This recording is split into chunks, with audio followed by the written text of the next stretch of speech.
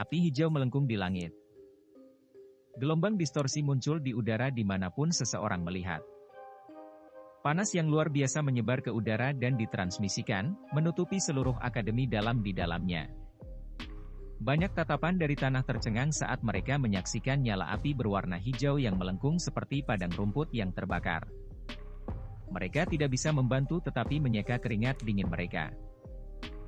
Perasaan mengesankan yang menakutkan seperti itu memang agak terlalu menakutkan. Bagian tengah tempat api hijau menyebar adalah sekelompok laut berdarah yang lebarnya hanya 10 kaki. Pada saat ini, lautan darah yang awalnya mengembang dengan cara yang sangat mendominasi dengan cepat mulai meringkuk di bawah suhu menakutkan dari api di sekitarnya. Gelombang kabut darah pucat berulang kali merembes keluar dari dalamnya sebelum berubah menjadi ketiadaan. Permukaan lautan darah perlahan menyusut di bawah kabut darah yang berulang kali naik. Menurut kecepatan ini, kemungkinan sekelilingnya akan benar-benar menguap oleh lautan api. Api surgawi? Langit segera memancarkan banyak teriakan yang sangat mengejutkan saat nyala api berwarna hijau melengkung ke arah langit. Tatapan beberapa orang segera beralih tanpa sadar ke arah Han Feng yang sedang bertarung dengan Hu Gan tidak jauh. Pada saat ini, tatapan Han Feng juga menatap Xiao Yan tanpa berkedip saat nyala api berwarna hijau muncul. Ada kejutan yang sulit disembunyikan di dalam matanya. Dia tidak menyangka bahwa yang terakhir benar-benar dapat memperoleh api surgawi pada usia seperti itu. Harus diketahui bahwa dia hampir kehilangan nyawanya untuk mendapatkan api hati laut yang berada di peringkat ke-15 di peringkat api surgawi saat itu. Dia berhasil mendapatkannya dengan keberuntungan belaka. Menelan dan memurnikan yang mengikutinya juga menyebabkan dia sangat menderita. Selain itu, karena dia berlatih mantra api yang tidak lengkap, itu juga mengakibatkan api surgawi tidak sepenuhnya ditekan. Nyala api di dalam tubuhnya kadang-kadang memberontak, menyebabkan banyak masalah baginya. Oleh karena itu, bahkan dengan rencana Han Feng, dia tidak bisa menahan perasaan cemburu ketika dia melihat bahwa Xiao Yan mampu mengendalikan semacam api surgawi tanpa rasa takut pada usia seperti itu. Dari tampilan warna nyala api ini serta bentuk teratai ilusi yang kadang-kadang terbentuk ketika meledak, saya pikir ini seharusnya menjadi api surgawi yang berada di peringkat ke-19. Api inti teratai hijau. Tatapan Han Feng berkedip cepat saat tatapan di dalam matanya berangsur-angsur mendapatkan keserakahan tambahan sambil menatap Xiao Yan. Benar-benar tidak terduga bahwa saya benar-benar dapat bertemu dua jenis api surgawi dalam satu hari. Hehe, perjalanan ini benar-benar tidak sia-sia.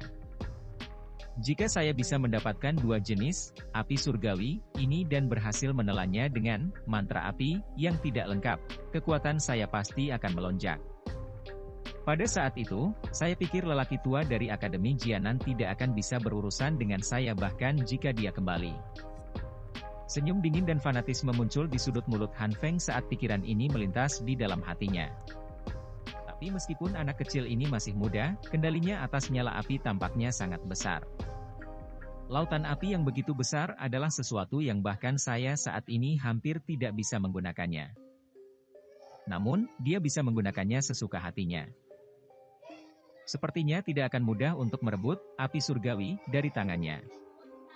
Han Feng tidak bisa membantu tetapi mengerutkan kening saat dia bergumam di dalam hatinya ketika dia melihat Xiao Yan, yang wajahnya tidak banyak berubah setelah menggunakan lautan api. Meskipun api surgawi sangat langka di benua Douki, masih ada dua metode berbeda untuk menghilangkannya setelah disempurnakan. Jenis pertama adalah menghapusnya dengan paksa. Cara sombong semacam ini dalam merebut api surgawi mengharuskan orang yang dirampok tidak dapat melawan. Selain itu, setelah api surgawi berhasil direnggut, orang yang kehilangannya secara bertahap akan mati saat api surgawi meninggalkan tubuhnya. Oleh karena itu, metode semacam ini biasanya digunakan oleh beberapa orang jahat yang ingin mendapatkan api surgawi dengan cara yang busuk atau adil.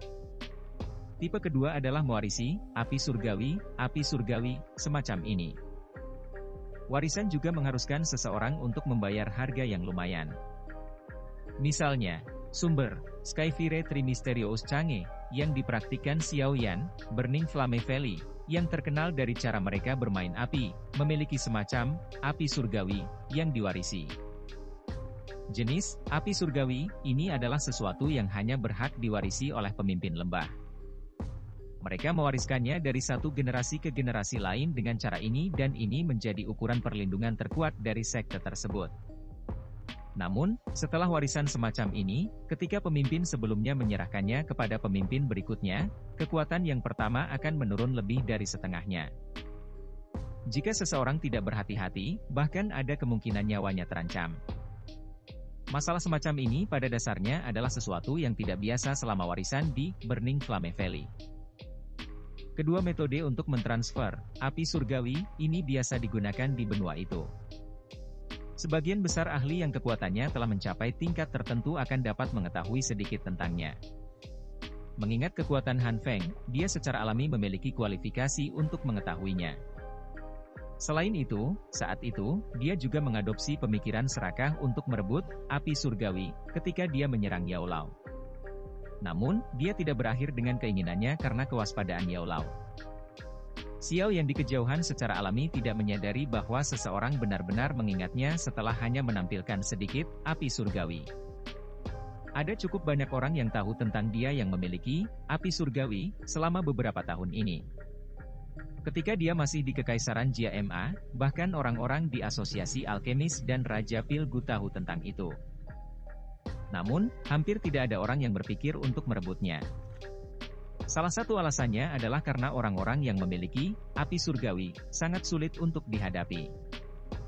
Alasan lain adalah bahwa orang yang ingin dengan paksa merebut api surgawi juga perlu mengambil risiko besar. Oleh karena itu, selain beberapa orang ekstrim, biasanya hampir tidak ada orang yang berpikir untuk dengan paksa merebut api surgawi orang lain. Secara kebetulan, Han Feng adalah salah satu dari orang-orang ekstrim ini.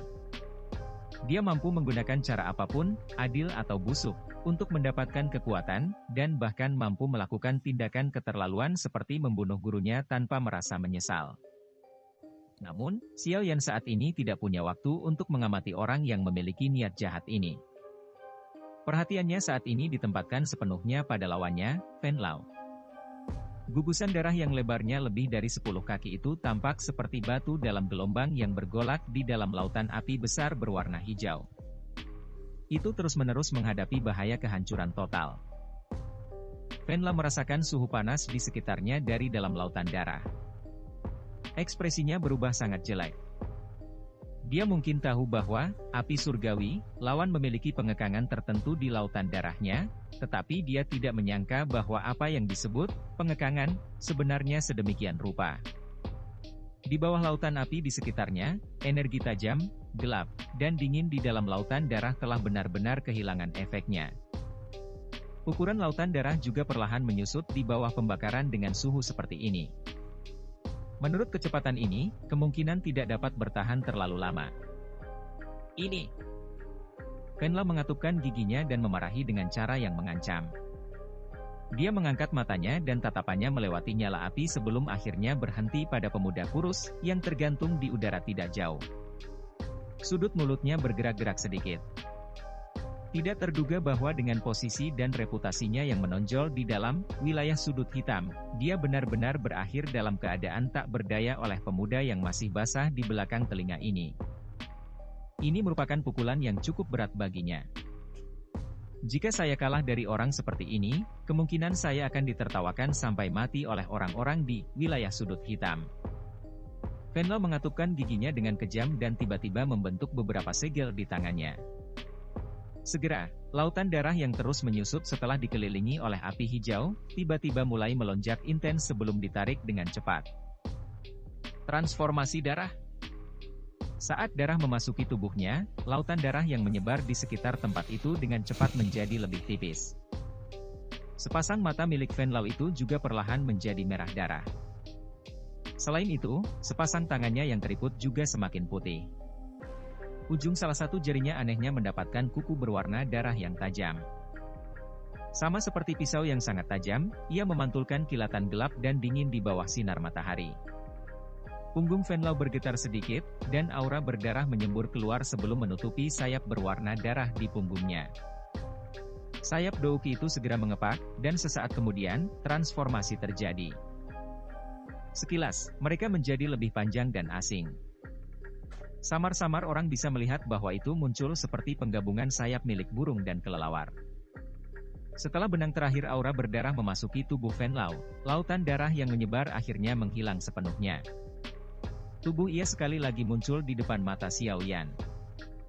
Cukup bagimu untuk bangga bahwa kamu mampu memaksaku untuk menggunakan transformasi darah. Sebuah cahaya berwarna darah melingkar menyebar dari tubuhnya, mengisolasi suhu panas di sekitarnya. Sayap di punggung Venlau sedikit mengepak, dan tubuhnya segera berubah menjadi kilat berwarna darah yang langsung keluar dari menelan api berwarna hijau. Dia muncul di tempat yang berjarak kurang dari 10 meter dari tempat Xiao Yan berada. Tawanya yang gelap dan dingin bergema di cakrawala. Xiao Yan memperhatikan Venlau, yang penampilannya sedikit berubah. Kejutan melintas di matanya. Saat ini, yang terakhir jauh lebih kuat dari sebelumnya, apakah itu dalam hal aura, kecepatan, dan lainnya. Dari kelihatannya, lelaki tua ini akhirnya mulai mengungkapkan kemampuannya yang sebenarnya setelah dirusak oleh api surgawi. Ini tidak cukup. Karena kamu telah menyimpan dendam di hatimu atas putramu yang terbunuh di tanganku, aku tidak akan keberatan mengirimmu untuk bertemu dengannya.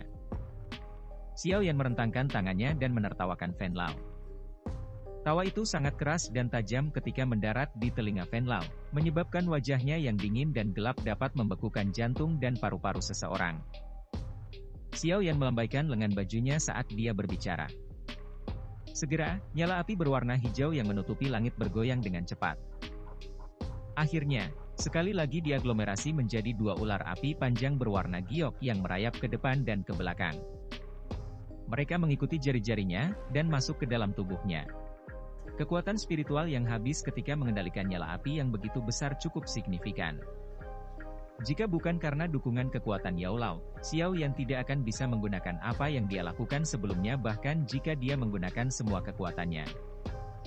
Oleh karena itu, dia secara alami perlu menutup diri dari menggunakan nyala api yang begitu besar. Jika tidak, akan terlalu boros untuk membiarkannya menghilang begitu saja di antara langit dan bumi. Ini terutama untuk Xiao Yan yang masih terlibat dalam pertempuran. Venlau menghirup udara dalam-dalam dan melakukan yang terbaik untuk menekan niat membunuh yang melonjak di dalam hatinya.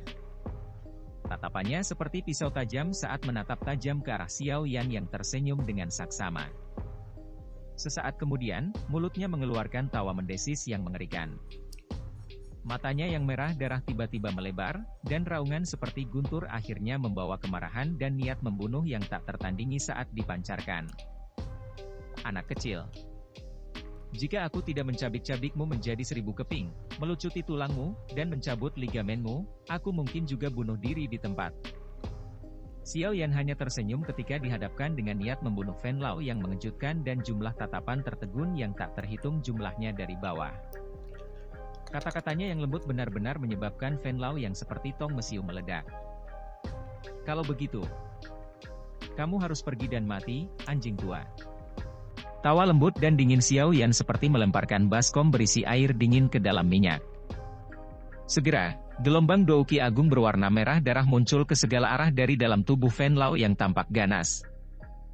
3 tangan seperti cakar putih pucat yang keriput tiba-tiba didorong ke depan, dan membentuk beberapa segel aneh dengan kecepatan seperti kilat. Orang bisa melihat bahwa douki yang melonjak keluar berfluktuasi sedikit di depan tombak darah merah tua yang setebal 2 lengan dengan cepat terbentuk dan muncul di mata semua orang. Venlau mengulurkan cakar tangannya saat tombak darah terbentuk, meraihnya dengan kuat. Dia mengangkat kepalanya dan menggerakkan mulutnya sedikit sambil menghadap Xiao Yan, memperlihatkan gigi taringnya. Sayap di punggungnya tiba-tiba mengepak, dan raungan tajam dan marah segera membawa niat membunuh yang tak tertandingi saat meletus dari dalam mulut Venlau. Di bawah gelombang sonik yang jernih ini, tubuh yang terakhir tampak melayang bersama angin saat berubah menjadi sosok darah yang sangat samar yang mendekati Xiao Yan dengan cara seperti kilat. Tombak panjang di tangannya membawa angin kencang saat menusuk jantung Xiao Yan dengan kejam. Meskipun Douki Venlau tidak menunjukkan jejak melonjak setelah menggunakan apa yang disebut transformasi darah, kecepatannya telah meningkat pesat. Bahkan telah mencapai titik di mana banyak orang hanya bisa melihat tubuhnya sedikit gemetar ketika dia bergerak. Ketika mereka melirik lagi, mereka terkejut menemukan bahwa sosok itu secara bertahap berubah menjadi ilusi.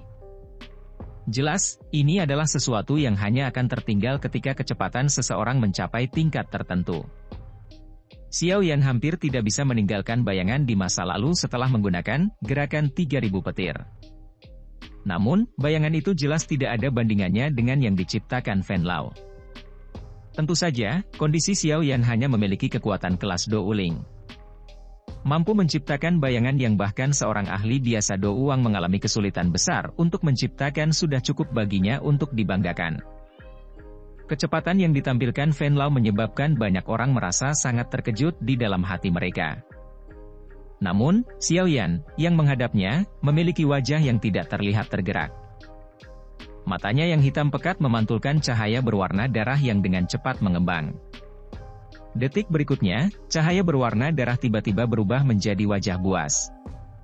Tombak energi yang tak tertandingi itu melewati penghalang udara saat melesat sambil membawa angin tebal dan dingin. Bayangan hitam besar tiba-tiba muncul dan muncul. Punggungnya yang tebal seperti perisai yang berdiri tegak di depan Xiao Yan.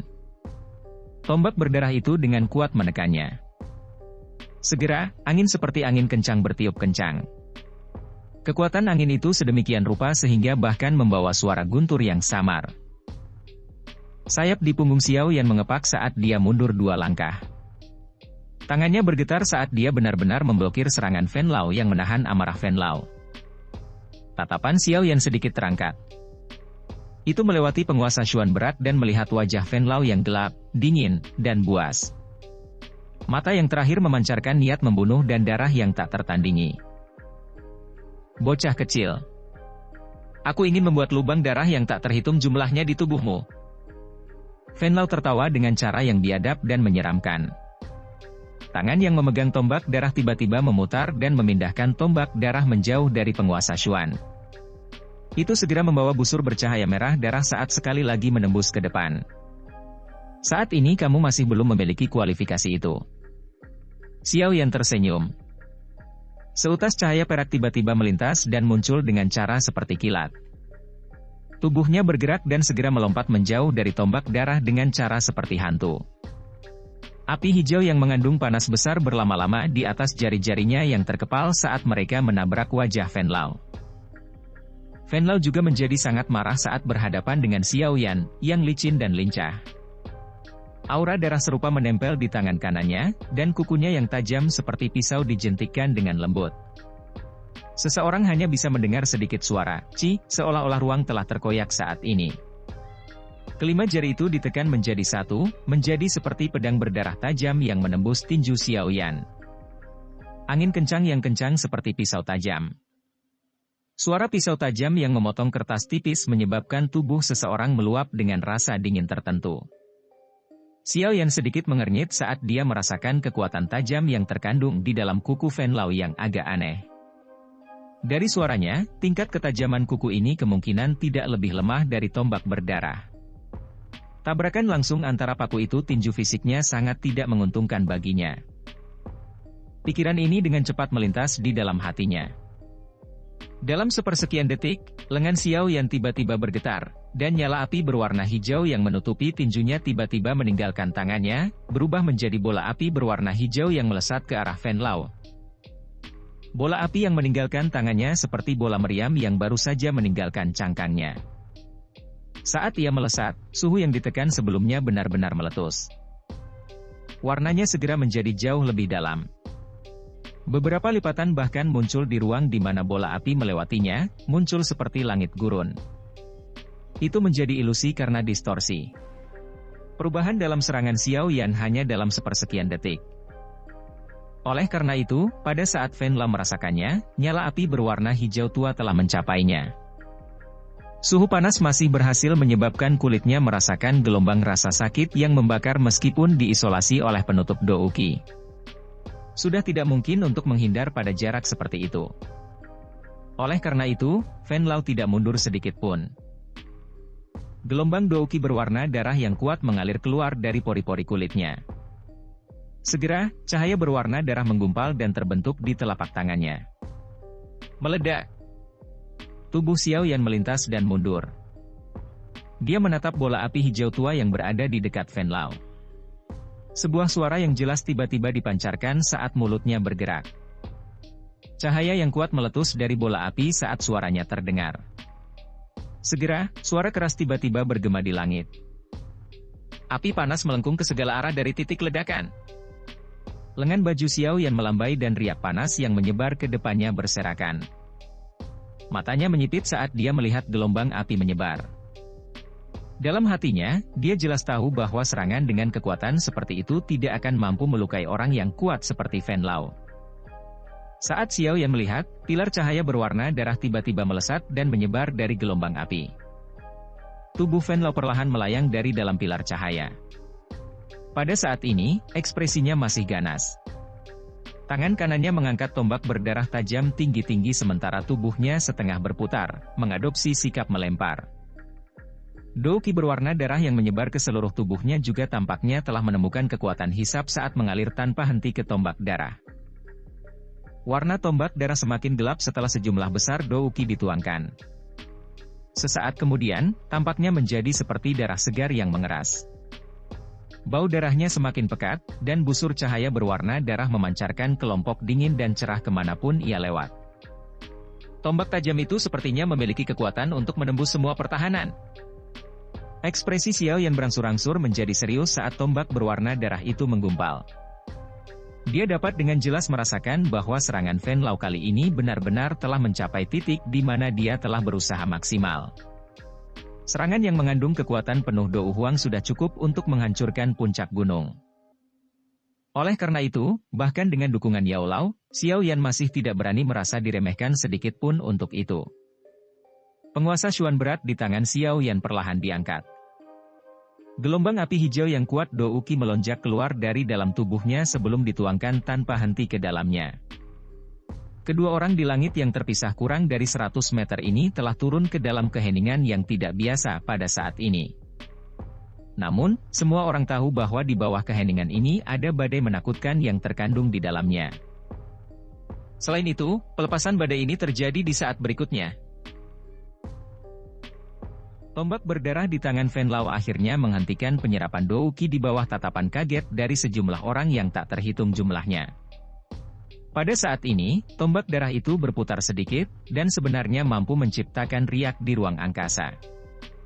Energi yang terkandung di dalamnya telah mencapai tingkat yang menakutkan. Tangan tajam Fen Lao dengan kuat memegang tombak darah yang berulang kali bergetar. Pucat telah muncul di wajahnya yang tampak ganas saat ini.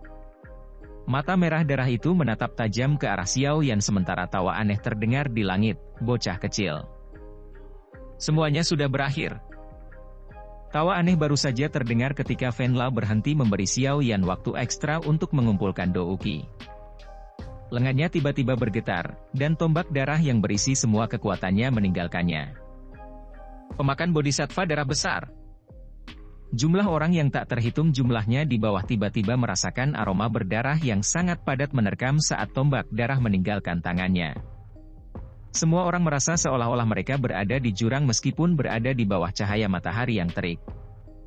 Tubuh mereka terasa dingin, dan langit yang semula cerah juga tertutup oleh udara berdarah yang kabur. Seluruh tempat itu sunyi dan suram. Perubahan mendadak di sekitar mereka menyebabkan pertempuran di medan pertempuran di langit menjadi jauh lebih membosankan. Banyak tatapan membawa kejutan saat mereka dilemparkan ke tempat Fen Lao dan Xiao Yan berada.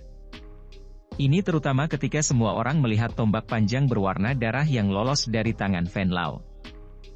Cukup banyak ahli dari wilayah sudut hitam segera menjerit terkejut. Ini sebenarnya adalah pemakan bodhisattva darah besar. Fen Lao sebenarnya dipaksa oleh pemuda itu sampai-sampai harus menggunakan teknik Dou semacam ini. Orang tua ini pasti benar-benar kehilangan akal sehatnya karena amarahnya. Dia bahkan menggunakan teknik Dou kelas D. Sepertinya pemuda kurus itu berada dalam situasi yang mengerikan. Sebagian besar ahli Do Huang yang meninggal di tangan Fen Lao telah kalah dari langkah ini. Sementara teriakan ditransmisikan di langit, kilat berwarna darah tiba-tiba menembus penghalang di langit pada saat itu. Tampaknya telah berteleportasi, dan dalam sekejap mata, itu membawa bau berdarah yang menjijikkan seperti yang muncul di hadapan Xiao Yan. Seteguk udara panas yang menyengat terhirup dalam-dalam ke paru-paru Xiao Yan saat penguasa Xuan berat yang hitam pekat dan besar diangkat tinggi-tinggi di atas kepalanya. Pada saat ini, warna hitam itu telah berubah menjadi merah tua, seperti penguasa Xuan yang mengandung nyala api. Angin menakutkan yang dibawa petir berwarna darah menyebabkan pori-pori di sekujur tubuh Xiao Yan menegang. Matanya menatap warna berdarah yang telah menembus udara.